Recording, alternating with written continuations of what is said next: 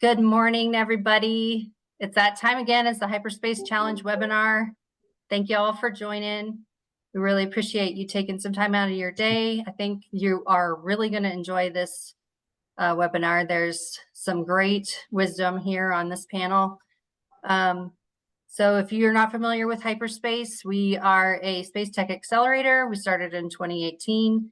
And we do yearly challenges, and we also picked up this webinar series as a way to kind of connect to those alumni and people like our alumni that need more information or would like to, some of the pain points and things like that. It's part of an ongoing series hosted by Hyperspace Challenge, but also the Air Force Research Lab and the U.S. Space Force. And we just wanted to strengthen the connective tissue between diverse communities within the space industry. So thank you all again for joining. Please say hi in the chat. Tell us where you're coming from. And I will go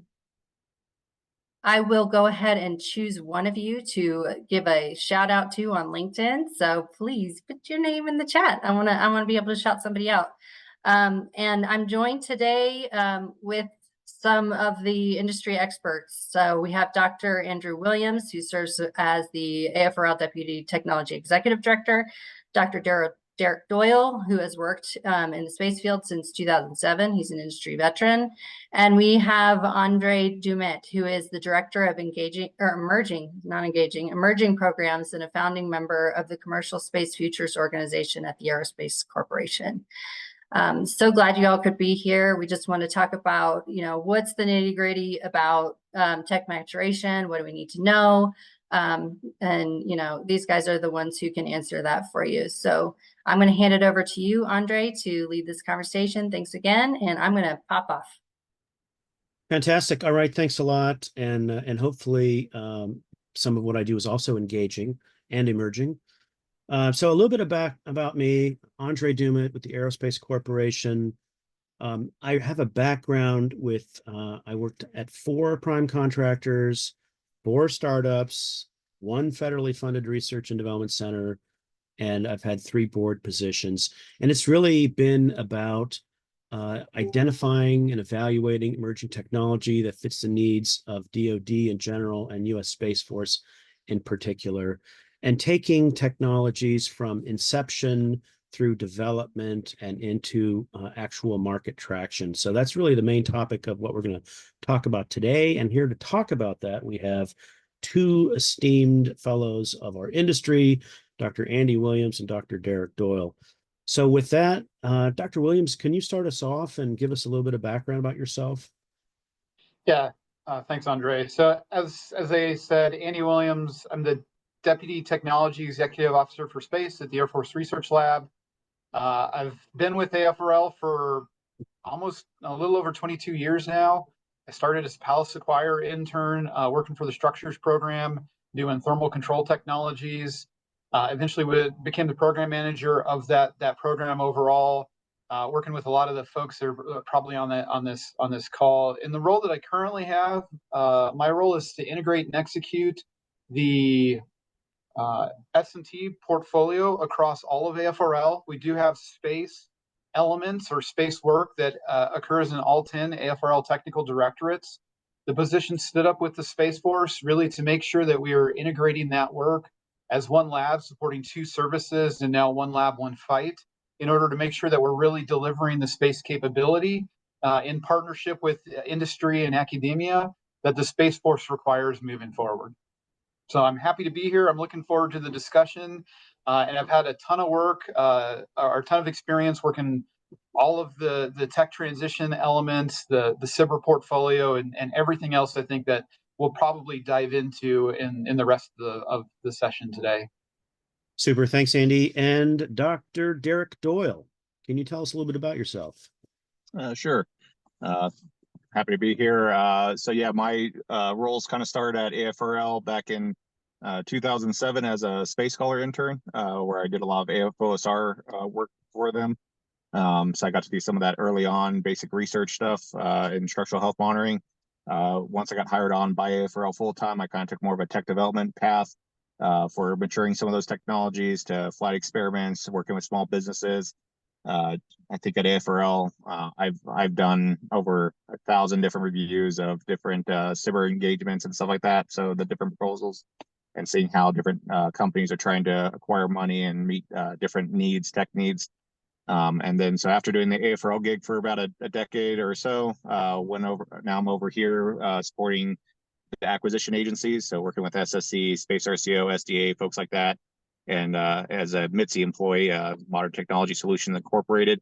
This is a CETA role, so it allows me to kind of give guidance of space expertise as needed to different agencies, and learn, and for myself, learn about the acquisition side and see what happens when you throw your technology over the fence to people that have to now integrate it into some larger architecture.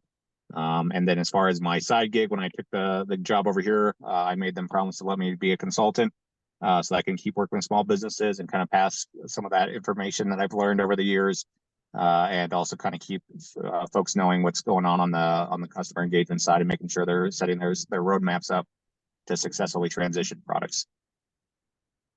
Fantastic.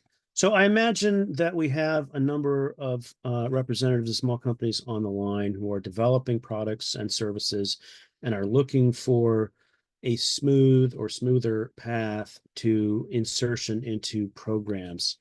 Can you talk a little bit about what time frame you typically see for taking a concept from idea to execution, and what barriers might impact that process? And maybe Dr. Williams, you could start us off. Yeah, definitely. First thing I would say, I don't know if I've ever seen a smooth path of transition. Right. It's a slog. It's a scrum.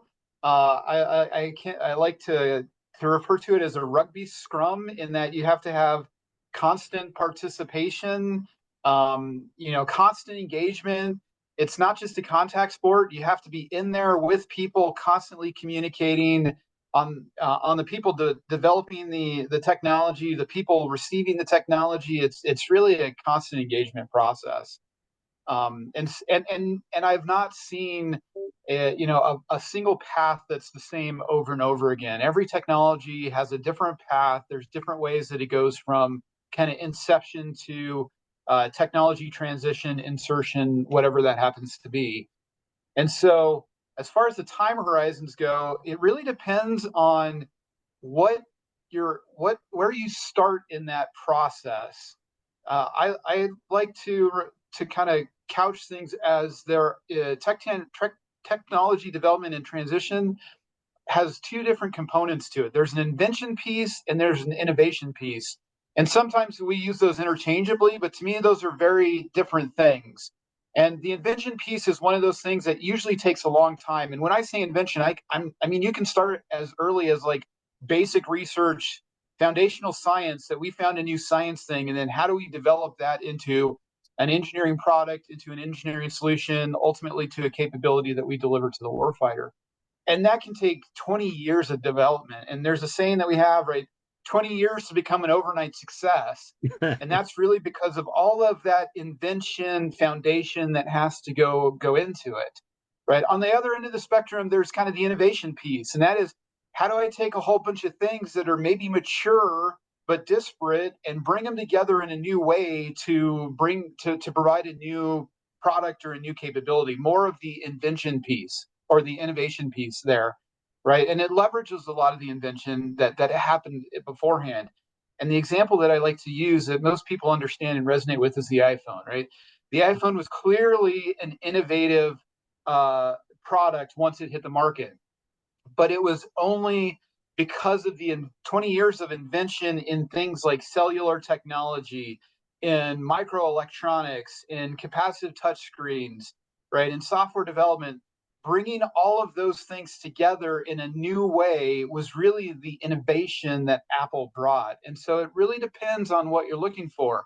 If you're talking about a more innovative process, you can probably do that on a faster time scale. 2, 3, 4, 5 years is not unheard of. But if you're talking about true invention from like an S&T perspective, from my background, that can take 20 years. And it really just depends on where you sit in the ecosystem as to when that really delivers the capability. Right. So that's really good perspective, right? So some of these foundational technologies really take a long time to gestate, but depending on when a company comes in and maybe takes a tech transfer, they can go to market much faster. Dr. Doyle, can you address that as well?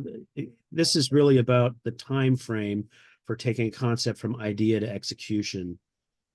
Yeah, so the way I usually think about it is I try to bend things into with that strategy of minimal viable products and try to make those as marketable as possible.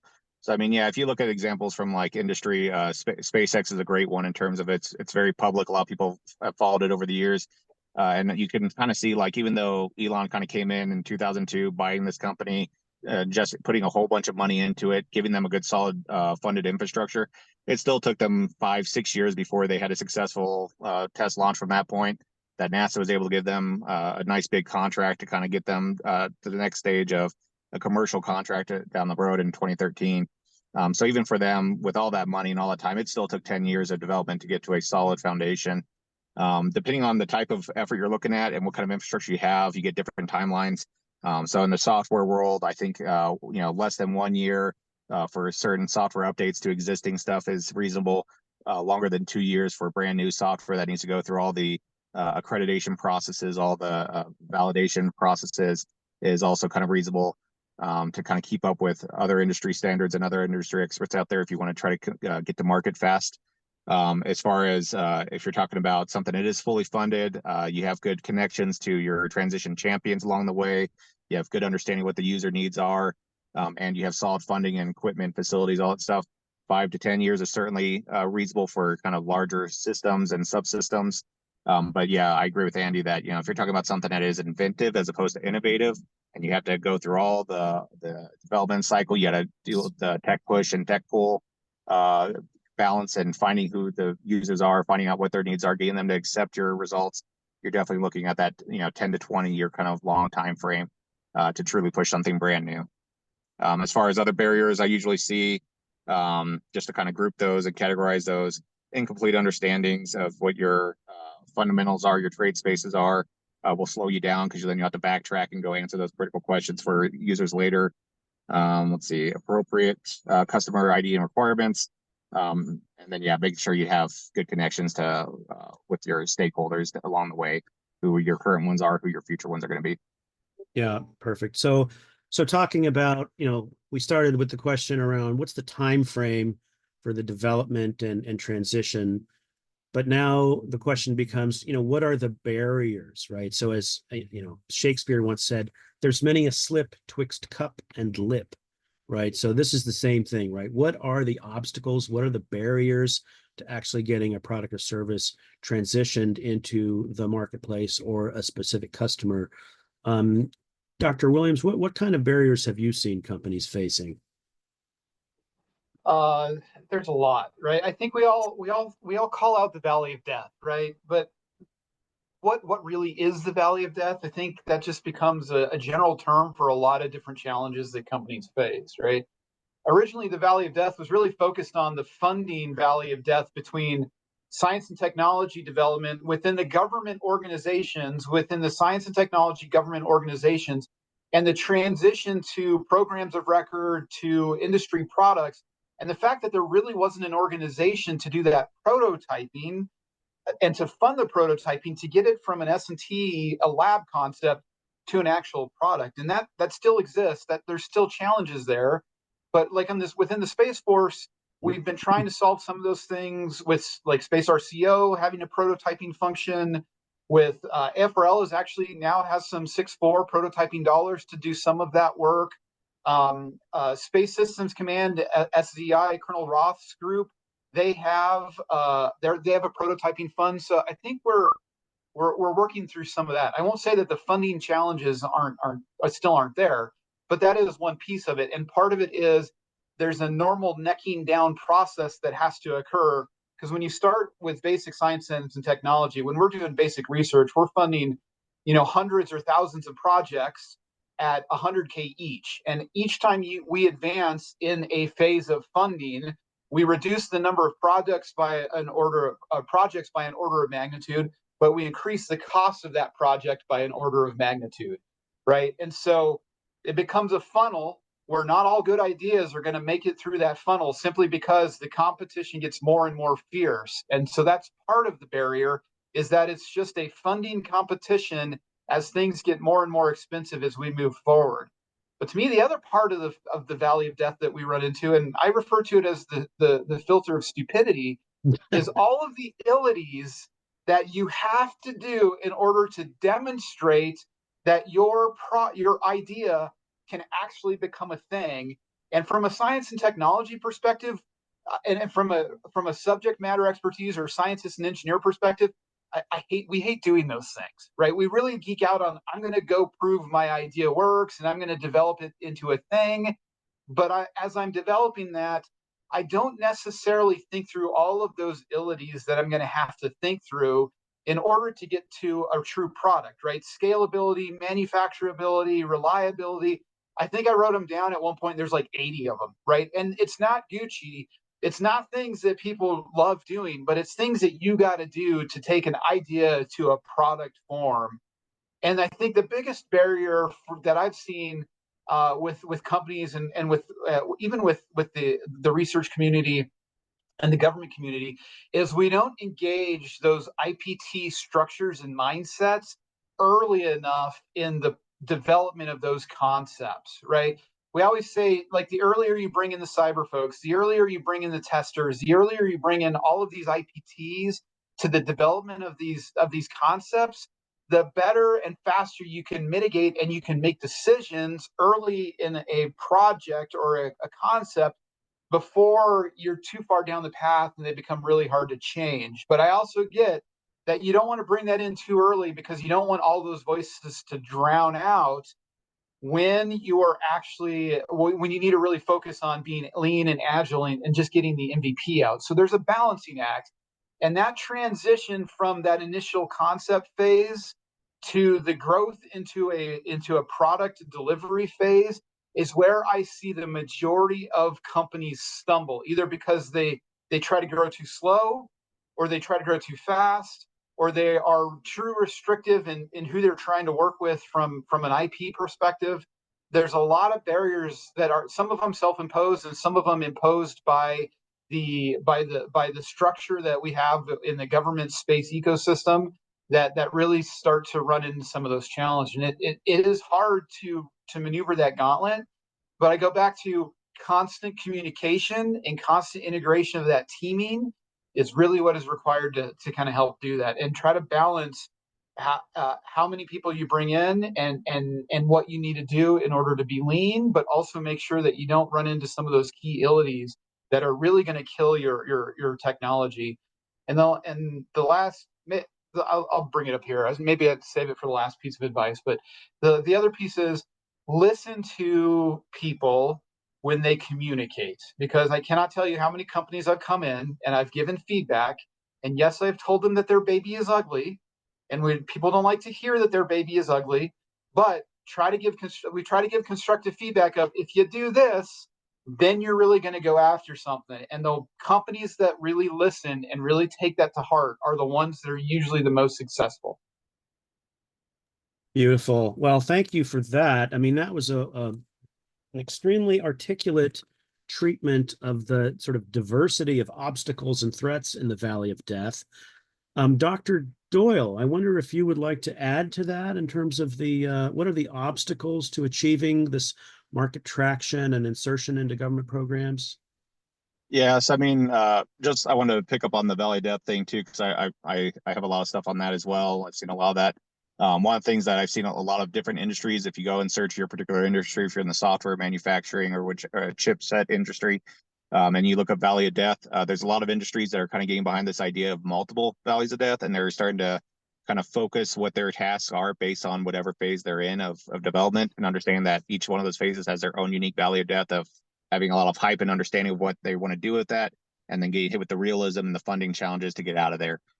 So that's definitely a good philosophy to understand that it's not just a single Valley of Death, there's multiples, and they're tailored to each phase that you're in. One of the other barriers, I kind of mentioned a couple, but one that I'll add on to kind of along the lines of what Andy was talking about is I see a big barrier that a lot of people don't realize within the DoD itself in terms of every time you go after funding as a company, a lot of companies, a lot of small businesses, a lot of startups, their goal is to try to push as much as they can to those external funding sources that give them the best kind of return on investment in terms of keeping ownership of their ideas and their companies. So a lot of them like working with the DoD. What they don't realize is that the DoD also has strict color of money requirements for their funding allocations. So if you go and work with AFOSR and you get a nice BAA with them to kind of do some of that basic research, congressionally mandated, they cannot do applications. So you're going to be doing tasks for them. You're going to be getting engagement from them saying, we only want the basic research. We want you to understand what is the art of the possible and answer these critical questions. But then, yeah, you'll take that product, that great research that they say they love and that you did a great job on. And then you'll take it to Andy Williams and say, hey, I have this great idea for an application, but you haven't thought of any of the trade space questions that he needs you to kind of work on. And so because of that, you'll have this imposed barrier by that color of funding money that you relied on and not realizing that you need to put that sweat equity in, that IRAD in, other funding sources that are not government, that are not restricted by color of money requirements, and understanding what those future questions are so that when you go to that next transition agent and start courting them and understanding what their needs are, you can actually answer some of their questions ahead of time, as opposed to coming with them with, you know, something that they'll have to tell you it's not ready, it's an ugly baby, it's not ready, go make it pretty, and then bring it back to me. Perfect. Thank you for that. Go ahead, Andre, there's a question related to this in the Q&A that I kind of want to jump on, related to where are those prototyping funding? Yep. Where do those prototype funds actually exist? Yeah, right? let's go ahead and jump on that. That was upvoted. Go for it. Yeah, because I think that's what people care about, right? How do I get the funding I need to go from step A to step B? We do the same thing with an AFRL, right? And so there's a few places, and it's probably going to be a less than satisfactory answer, because there is still a funding valley of death that we haven't fully fixed within the government, and the government funding cycle doesn't help either from a POM perspective, because and the challenges that we have there. So one location or one area, obviously, that is venture capital funding, right? People are generally aware of that. That's one place to do it. But from a government perspective, right, SpaceWorks and AFWorks is one location. Usually, when we go into that level, it's really where like TAC-FIs and STRAT-FIs start to come into play. So that phase 1, phase 2 SBIR funding, that's like 1.5 million, 3 million kind of max, is enough to kind of prove that your idea kind of works or could work for military applications. But to have sufficient funds to really get to that point where you're actually delivering a product or you have a prototype is going to be in the STRAT-FI and TAC-FI arena. The other place that we do it is there is prototype funding that is in 6.4 funding in all of the acquisition organizations, and those are going to come out through the typical DoD acquisition processes. I would point more people to SDA. SDA does have 6.3 and 6.4 funding where they can fund some of those things, and all of that information is going to come out on the typical kind of Fed BizOps kind of things, or SAM.gov, I think is what it is now. Those are all there.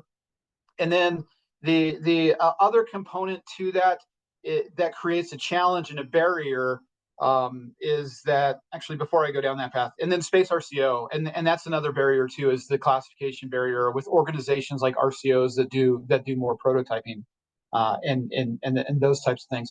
But that's the other piece that's the barrier that we have to figure out how we work through and it becomes a challenge is when you transition generally from 6.3 funding in DoD vernacular to 6.4, so S&T funding to the 6.4 kind of now program of record prototyping funding, 6.3 funding is very agile in what we can do that with, right?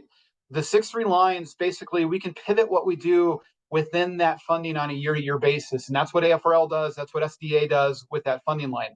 When you get to 6.4, now you're usually talking about a program of record, a PEO, that usually has to be POM'd for, and the POM process is 2 years out, right? And there becomes a disconnect, and we're lucky if we even get a budget before March, right? We should have a budget in October, but we're lucky in the past few years if we get it by March. Usually it shows up in May, June, July.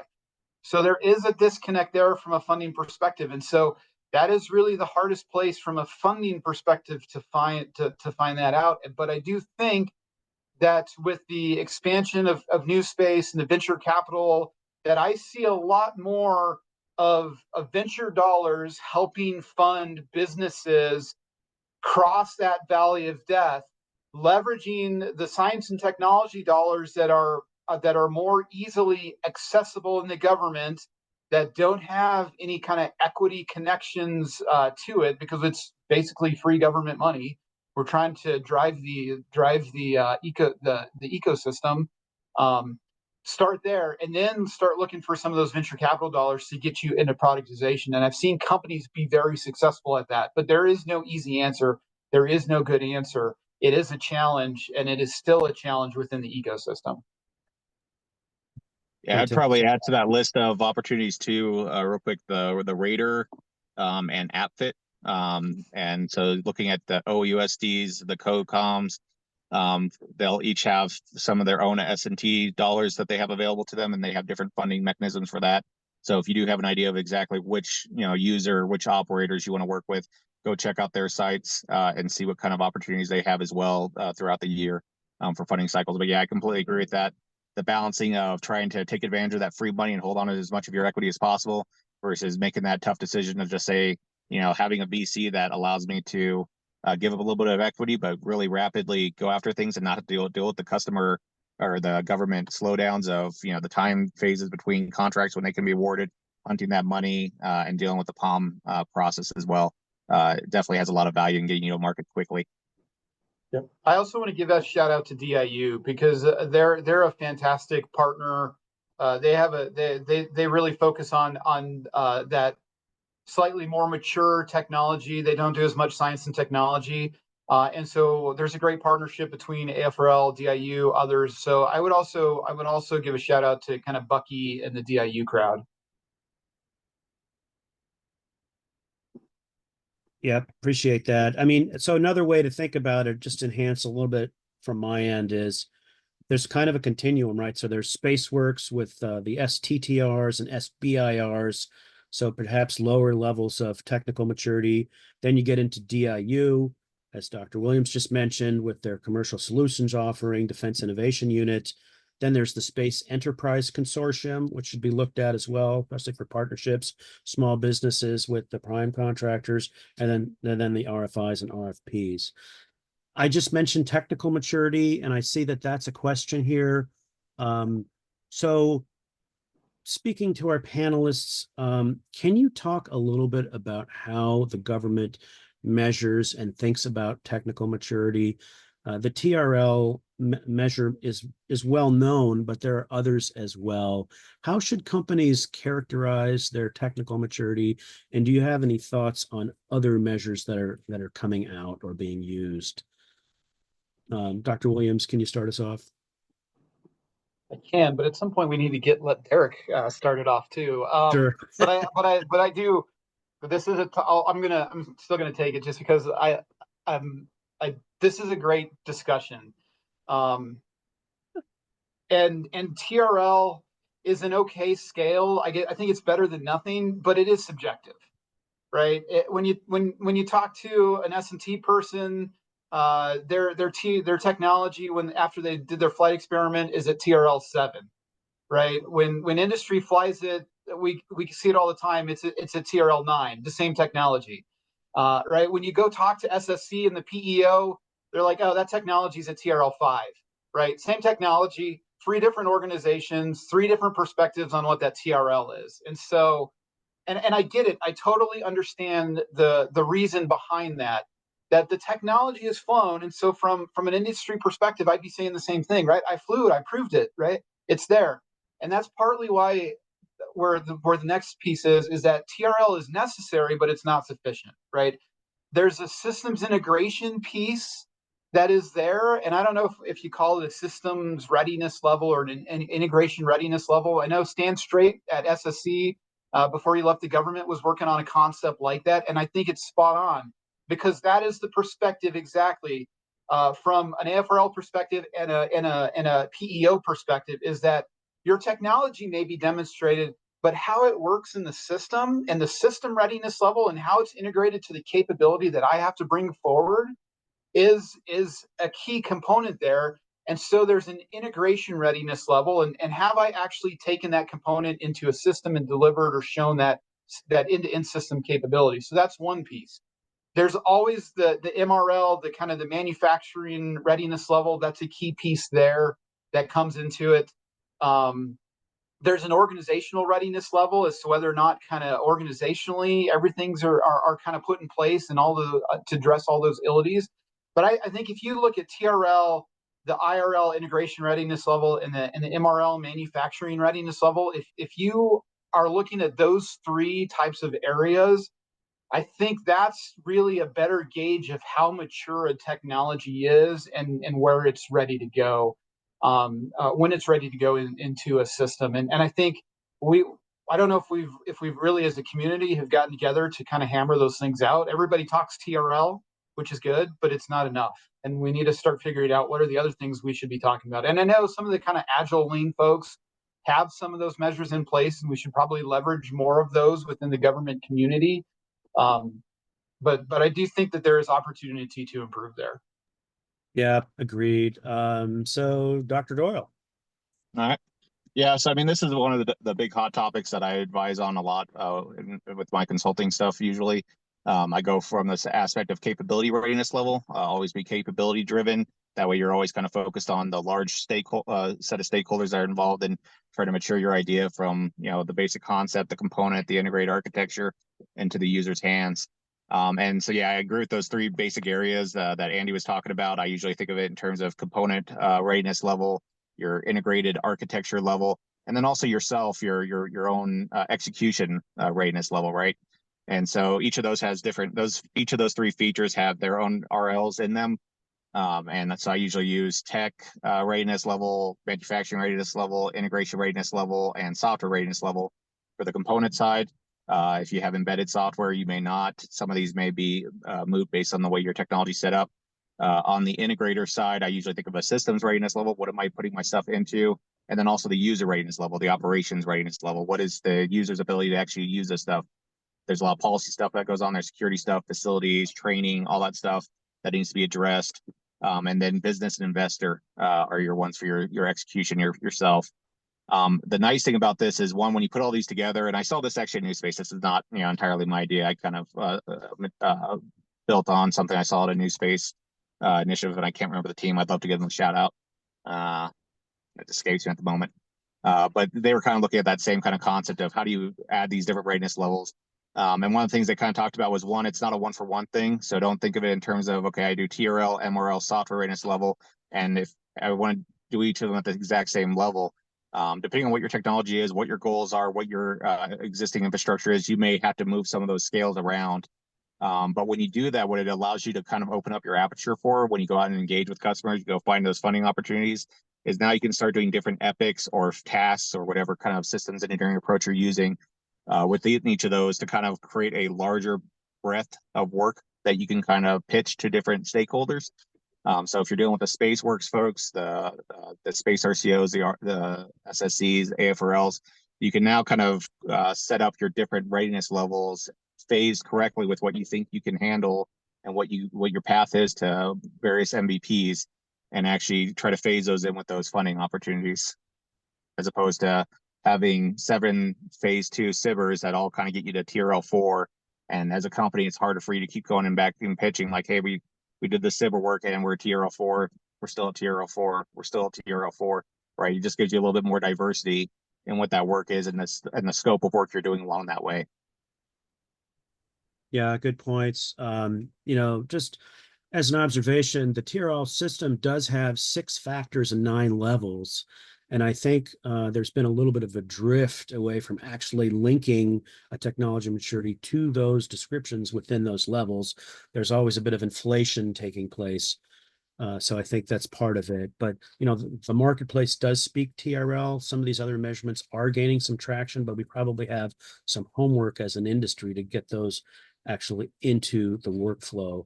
Speaking of the workflow, and staying with you, Dr. Doyle, so how is the technology's maturation related to its transition gates? Okay, yeah. So I talked a little bit briefly earlier about like the different phases of development. And so this kind of tracks into that as far as when you're doing your technology maturation, whatever readiness level you go with, there are different features of that readiness level, and they line up really well kind of with the DoD's funding levels. So the DoD on R&D, they have, you know, $6.1 to $6.7 that are kind of laid up.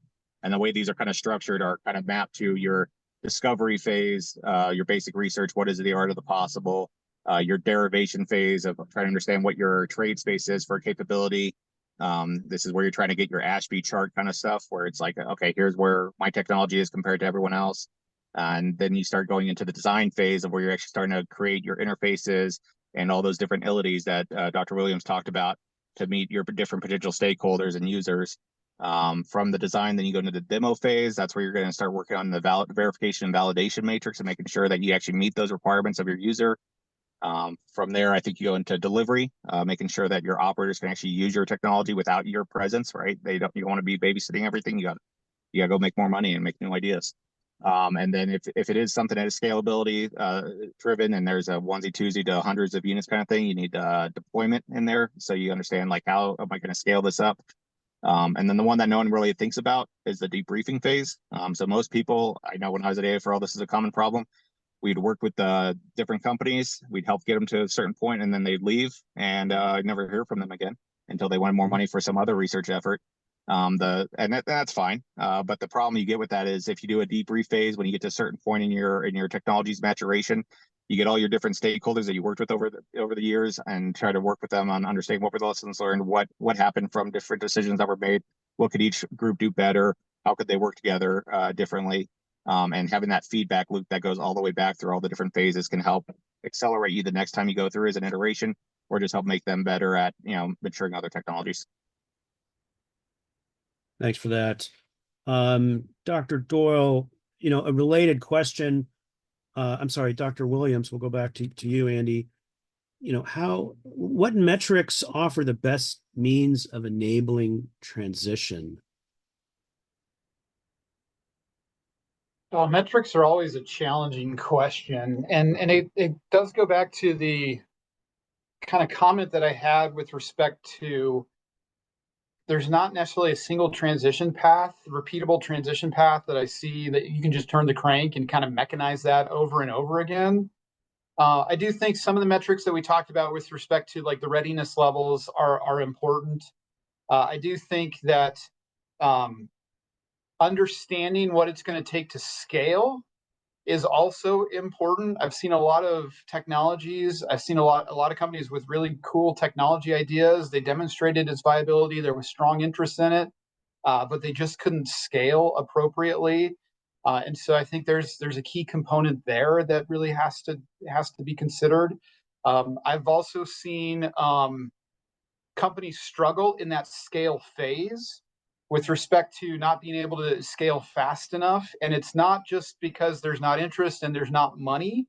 It's all of those other organizational things that come into play, trying to find people, trying to find the right resources, trying to grow enough of the right type of people in order to take that next step forward as you go from one phase to the next in the evolution of a company. And there are different phases of evolution of companies that we've seen over time. You know, that small startup phase of 10 or 20 people, and then you try to grow that to that kind of 100 people phase. And then when you get to that 100 people phase, you start to transition into that next phase. And a lot of times at that 100 people phase is where I see, you know, larger companies starting to buy smaller companies. And so for the transition piece, it's really a multidimensional problem that I see a lot of good ideas die. And that is because I see a lot of good startup companies that are started by an engineer and they want to run their business. And I totally understand and appreciate that, but think through whether or not that's the right approach, because at some point you need somebody who understands business, running a business. And so I think there's a point where you need to bring in that expertise. It's going to vary technology. It's going to vary company wise, but I think that's a key piece as well. Maybe Derek may have a better answer to the metrics piece, but I think those are some of the key pieces there. We are trying to better capture metrics of transition within the government, and the different metrics that are out there. But that's more of a government thing because, and a research lab thing, because we really value the transition of knowledge to industry, but industry doesn't care, they're really driven by profit and product, and that's how they're going to probably measure success. And so to Derek's point, that feedback loop back into the government is really important. It's important for us because it really shows like where the technologies went after our partnership ended. But it's really important because it helps validate the utility of the science and technology investment that the government makes, and it helps protect and potentially increase the science and technology investment that the government is making. And so the more that companies are out there broadcasting like, hey, we got this through an AFWERX SBIR, and that was really pivotal to our success, getting that to senior leaderships, getting that to Congress, or AFRL was really important in helping us establish this technology from the beginning, or we really leveraged the technology that was proven out by AFRL. That feedback into the government is helpful from my perspective because industry has a different communication pipeline up through senior leadership and up through congressional staff members and congressional members. And broadcasting the good news stories that we don't do enough of really helps protect our dollars and enhance our dollars. And because of the business model that AFRL has, means that gives us more dollars to partner further with industry to continue that economic engine. So don't discount the request that Derek had that I'm trying to foot stomp of. That feedback and celebrating those good news stories is really important to the industry writ large. Yeah, perfect. It really does validate the investment of that color of money. Derek, do you want to address that as well? The metrics for sure, success and transition? Yeah, so I mean, the way I usually teach on metrics is don't worry so much about the metrics of the phase that you're currently in. If it's already funded, chances are you've already been given what the expectations are by your stakeholder or whoever's working with you on that. Always look at the metrics of who you're going to go pitch to next. So if you're going to go talk to, a space RCO, an SSC, an SDA acquisition with your TRL 4, 5-ish kind of technology and start trying to get some of that user and customer engagement, look at what they're saying publicly, look at what they're presenting at conferences, and look at for the verbiage that they're using in terms of, are they looking for the next exquisite systems that are orders of magnitude or some percentage better than what they're currently using? Are they looking for the really rapid, proliferated constellation, cheap, beating certain cost metrics? Are they looking for certain time domains of 18 months from initiation to award and trying to have certain infrastructure stuff ready, accreditation, ATOs in place already, right? So if you start listening to that kind of language from them, that'll kind of give you an idea of what metrics you want to go present to them for your technology, and make sure you're speaking their language. One of the worst things I've seen companies do that it's unfortunate. You'd hope that the government wouldn't make this mistake, but anyone that you go to with your stuff, don't expect them to be smarter than you on your technology, right? You're the smartest person in the room presenting your stuff. Is when you go to a company and you give them a metric of like how much better my technology is than the existing state of the art, but you present it in a way that's not apples to apples with that one, right? Deployables is a great one example in terms of saying, what is the packing density of capability for like a solar array? How many watts can I get in a meter cubed for a solar array? If you come to someone working on that kind of program and say, well, I can get 1,000 watts for $50 or whatever, that's not the same metric. It's going to be a slightly different language. And now they have to go do the homework to translate those two between each other.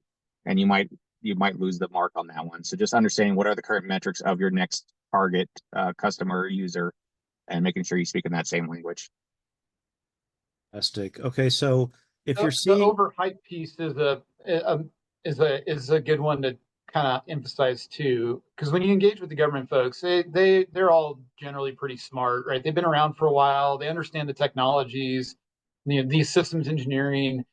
So don't overhype because you'll start to lose credibility, and I see that all the time, right? Overhyping technologies.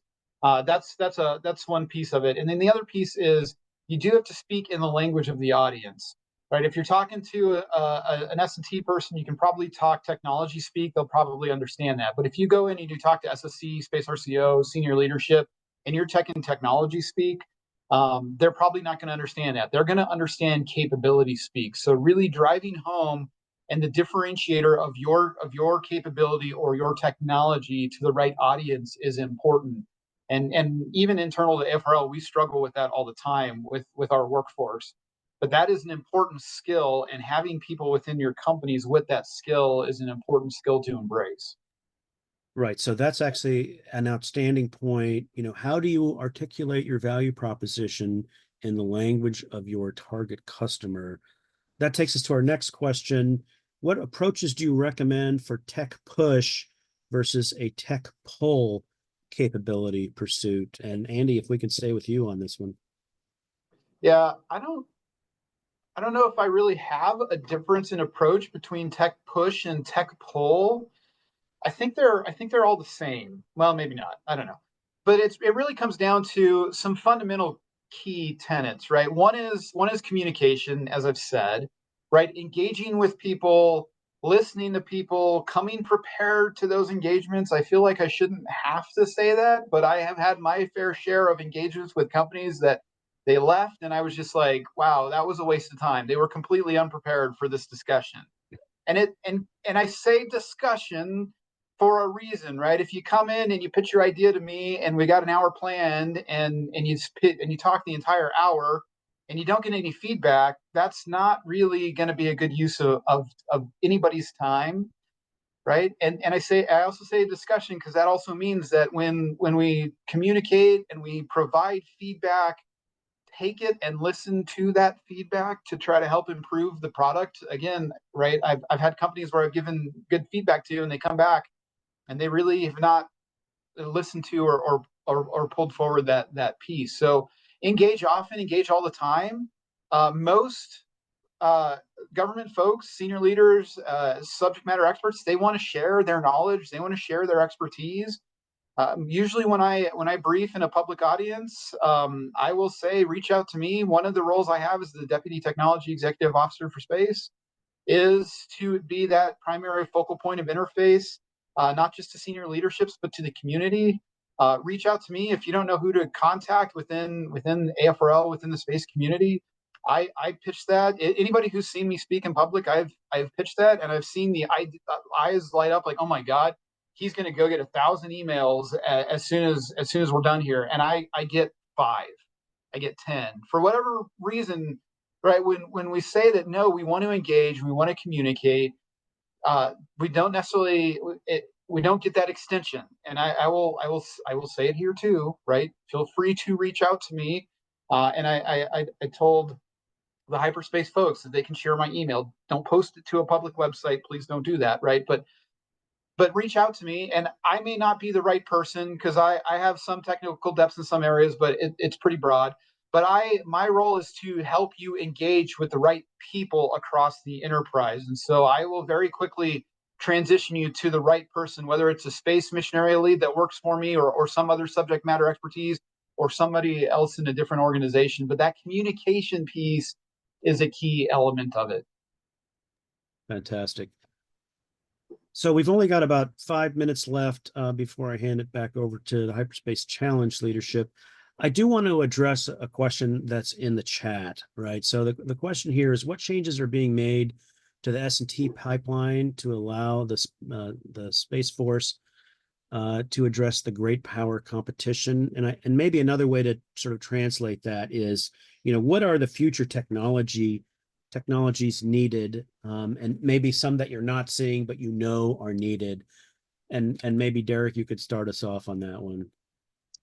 Yeah, so I mean, I think one of the things that the government's been trying to do on the DoD side, especially for the Space Force side, is try to break up the acquisitions chains. That's why we now have the 3 main acquisitions of SSC, SDA, and Space RCO.